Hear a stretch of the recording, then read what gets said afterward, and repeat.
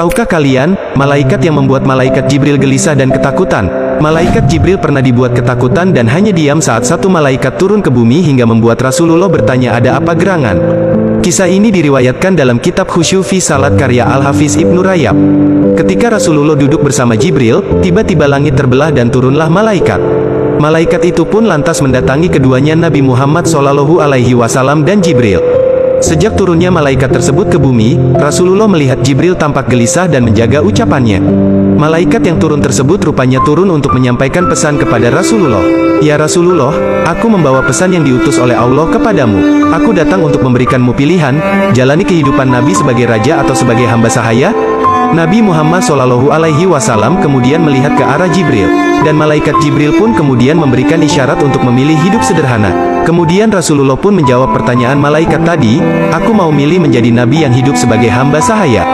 Setelah mendengar jawaban tersebut, malaikat itu pun kemudian pergi meninggalkan Rasulullah dan Jibril. Setelah malaikat tersebut pergi, barulah Jibril kemudian berkata, kejadian ini sangat aneh sekali, malaikat itu tidak pernah sekalipun turun ke bumi kecuali saat ini. Mendengar itu, Rasulullah kemudian bertanya atas reaksi Jibril yang terlihat gelisah dan takut.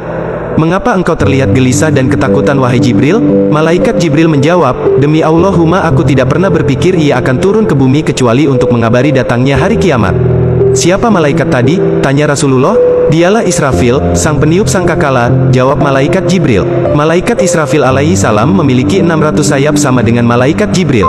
Namun satu sayap milik malaikat Israfil, setara dengan 600 sayap milik malaikat Jibril yang disatukan. Sosok malaikat Israfil sangat takut kepada Allah, sehingga ia melipat sayapnya yang besar dan luasannya ratusan kali lipat dari sayap malaikat Jibril sehingga membuat sayapnya tampak kecil. Turunnya malaikat Israfil ke bumi, membuat malaikat Jibril mengira telah datang waktunya hari kiamat dan telah tiba waktunya malaikat Israfil untuk meniupkan terompet sangkakala. Hal inilah yang membuat malaikat Jibril gelisah dan takut. Wallahu a'lam bishawab.